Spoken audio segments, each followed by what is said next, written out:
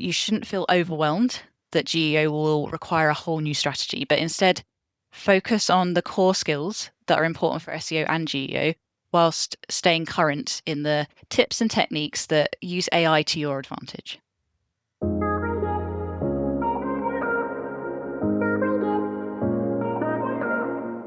Hi, I'm Helen Pollitt, and this is SEO in 2026.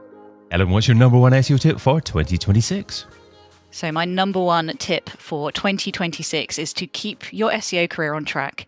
When it comes to your skill set, you will need to stop thinking of SEO versus GEO, and instead you need to understand how to apply your organic discoverability skills to each and every channel that you may need to, and also how you can use AI to enhance those skills.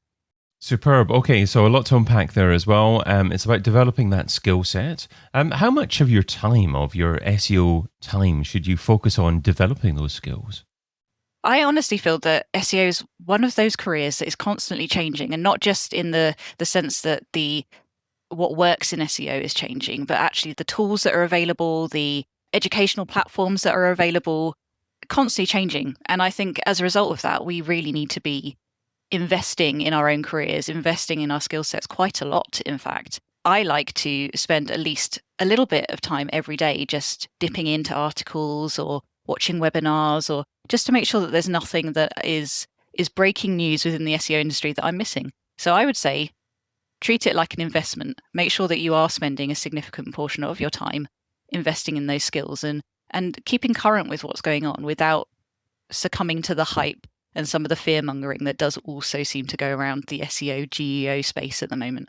And as a director of SEO, you're more experienced than some SEOs out there. If someone's maybe relatively new in their SEO careers, how do they know which articles to focus on? Because there's so much information out there, you only have so much time.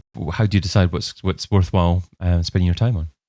Yeah, that's a great question, because it is really overwhelming, and you can fall down some pretty interesting rabbit holes if you're not careful in terms of the educational information that's out there. So I would say pick a few people within the industry who that you've seen are fairly well respected. So the names that come up time and time again on LinkedIn or at conferences or within some of the more popular online publications, and just keep up with what they're talking about and where they're citing as sources. So a lot of the time, SEOs who've been in the industry for a long time and are quite vocal about new things that are happening will reference other studies or other articles that they've read. And that just gives you a little bit more of an understanding of where to go to find reliable information, because it's information that's being seconded and thirded by other well-known, trusted SEO professionals. So that you can use that as a bit of a verification, almost like Google does with backlinks. That's a great piece of advice, though, because I've experienced that before with maybe online courses. And it's very common for someone to jump between different courses, different videos, and say, this is the next bright, shiny thing. We need to follow that as well. But if you focus on one course completed and then try and implement what you've learned before perhaps a month or two down the line, analyzing how it's performed and what other skills you need to pick up after that. Absolutely. And I think there's such a risk in our industry in particular of people just jumping from that shiny thing to the next shiny thing.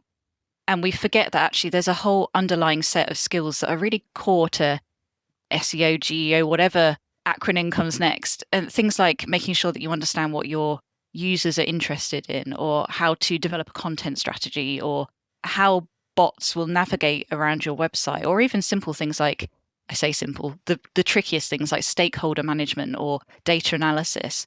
These are going to be prevalent across any marketing discipline. They're going to be prevalent across any discoverability type discipline. And so it's worth honing in on those skills first and making sure that you have a really good foundation in those before you start looking at how to apply X, Y, and Z tactic that someone's talking about on LinkedIn. So talking about skills, how does an SEO identify skills that help with utilizing AI in their workflows? I think it's really about understanding what is taking up my time at the moment, where my time could be better spent elsewhere. So not just using AI to automate things for the sake of it, but looking at actually what would be the value add if I spend time trying to vibe code this particular functionality using AI, or if I try to automate something, is it actually going to bring in efficiencies in my workflow, or is it just automating for the sake of automating, which is no good to anyone really?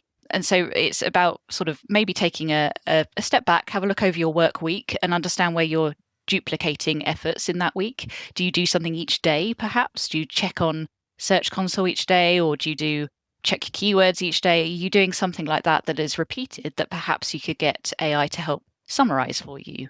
And really looking at how is this helping me rather than just being a new toy that I'm playing with. And that's absolutely fine. Absolutely develop your skills in vibe coding and using AI workflows. But if it's something you're spending a lot of time doing, make sure it is bringing some actual efficiency to your workflow. Brilliant. Okay, so it's a great initial starting point there to identify a specific regular set of tasks that they're doing, perhaps on a daily basis and a weekly basis. And then moving on from there, how do you identify which AI to use? Perhaps there's some pre-built AI that they can actually harness, or perhaps there's some kind of choice of an LLM that they need to use. I would say use whichever one that you feel most comfortable with. I don't have a preference as such in terms of LLMs to use to help with automation. I imagine 50% of the people that you speak to will have a preference. That's absolutely fine. But just start trying with each of them and seeing which one you find the most efficient or which one you find the most accurate. That in itself, I think, is good for SEOs to do, just because it keeps you in the mindset of searchers, people who are looking to do things using LLMs. If you just focus on the one LLM for all the work that you're doing, you run the risk of being very, very specialist within that one LLM, but perhaps not noticing when new features or new types of answers will be released in the other LLMs. So I'd say maybe kind of hedge your bets a bit and try working across a few of them, just so that you're keeping current as they're updating. Okay, and there are quite a few of them, of course, there. So by hedging your bets is the best way to go relatively deep on perhaps two of them. I'd say so, 2 or 3. Yeah, maybe you're working across utilizing 2 to help you with vibe coding something. So you might be using one LLM to actually do the vibe coding and another one to kind of spot check how it's going or to help with debugging. So you're kind of using 2 in parallel. In quite some depth, and then just make sure that you are utilizing the other more popular ones or the ones that you see driving traffic to your website currently, so that you're just keeping up with what's going on. It's like how in traditional SEO, a lot of people would focus the majority of their time on Google, but that's not to say they'd be completely neglecting Bing or Yandex, because it's still important. They might not be using it every day, but they still needed to know what was happening and what was being updated there. So try to treat the LLMs in a similar way. So you mentioned vibe coding a few times there as well, and that's obviously a way to generate code from natural language prompts. But as an SEO, you don't necessarily know code. So how do you ensure that the code that's produced is the optimum code that could be used? If any of my developer friends were to hear me say this, they'd be probably glaring at me. So I will say, just be careful, because it probably isn't going to be the most efficient code, because you're right, we don't necessarily know how to code ourselves. And we're definitely not going to be finding the optimum way of coding using LLMs. But to make sure that you have something that is usable, that's where I would suggest you use more than one LLM. So you have one that is helping you do the coding, but another separate LLM. So if you're using, say, Perplexity to help you with the initial coding, you use ChatGPT to help you kind of spot check things and help debug stuff, and just make sure that you are creating something that is usable at the end of this. Because the big risk is you spend a lot of this time and Perplexity is telling you, oh, good job, you're creating some great code here, and it doesn't work. And you definitely want to be careful that you're not releasing code onto your production website without running it past someone who genuinely knows how to code first. That's a huge caveat. But if we're talking about how do you code tools that you can use yourself within your SEO workflows, I think you can be a little bit more experimental with it. And yes, it might not work perfectly the first time, but that's when you iterate. So if it's something for your own use or for you and your team to try to use, then I think you can be a little bit more lenient. But if you're trying to code something that's actually going to go out into your production website, then just be very, very careful. If you don't code, usually, then just be very, very careful. And what's the most common types of code to use LLMs to produce? I mean, are we just talking about basic HTML or maybe schema or other elements for the site? I think for us as SEOs, we want to be looking at things like schema.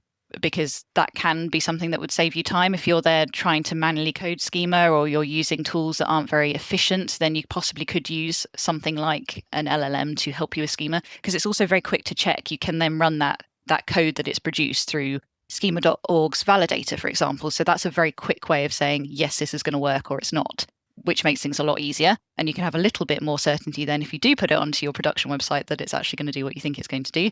But there's also, it can help you with just checking other implementations. So if you notice that something's not really working on your website currently, you can perhaps use the LLM to help you diagnose what's going on. And that, again, could be something that's quite helpful for SEO. So I would always be cautious with the LLMs about what information you're putting into them, and remember that they are not necessarily security checked by your InfoSec team. So if you're giving any sort of important data into the LLMs to help with coding, just be very mindful of the fact that that's going into the servers of another third party, essentially. But that doesn't mean you shouldn't be experimenting with it.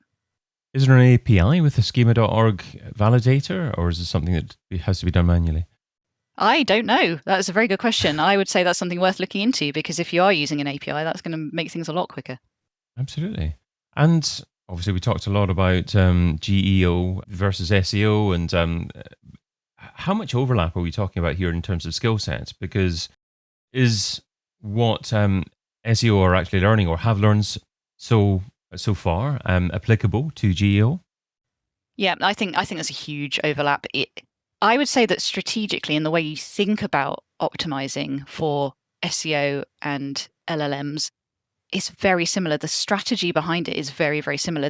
Where the differences occur is more in the tactics. So for skill set, if you're looking at where should I be investing my time that's going to benefit me both in carrying out SEO and GEO, I would look at things like, how do you understand what your audience wants? So user intent analysis. How do you understand what it is that they're looking for? Or what stages during the buying journey are they using a traditional search engine like Google versus an LLM like ChatGPT? Because they may be using one for one part of their discovery journey and the other for the other part of the discovery journey. So just being really aware of how to analyze your audience. And then things like content strategy development. There are tactical differences. We talk about stuff like chunking with GEO and making sure that the LLMs can really understand the concept behind the content that you're creating.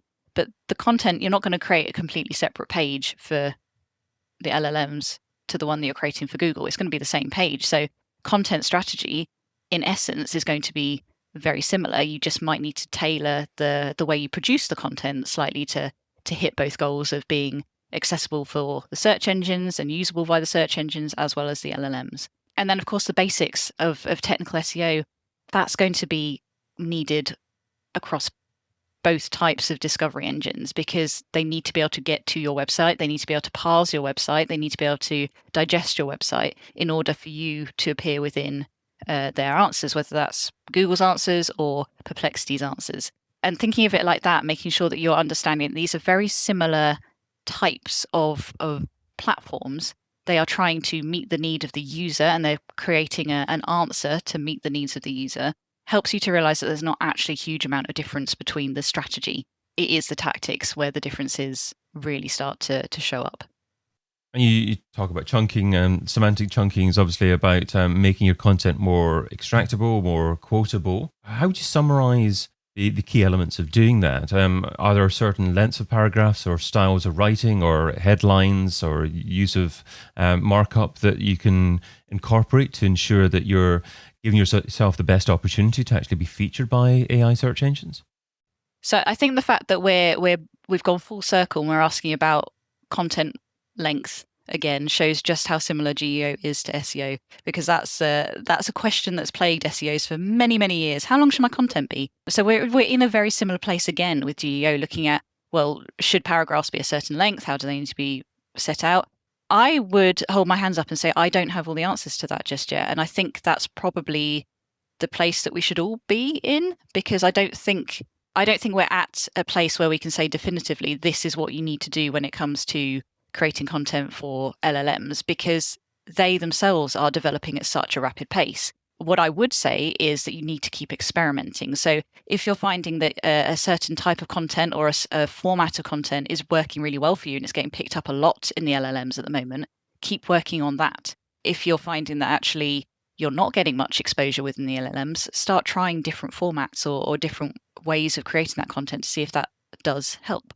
But the way that we think about content still needs to be about user intent and usability. And if we're really looking at how to create content that is scannable and easily digested by human users, we're going to be looking at shorter paragraphs with subheadings that help people to scan and find the information they want, a nice overview table that helps people to navigate to the bit of content that they're looking to get to.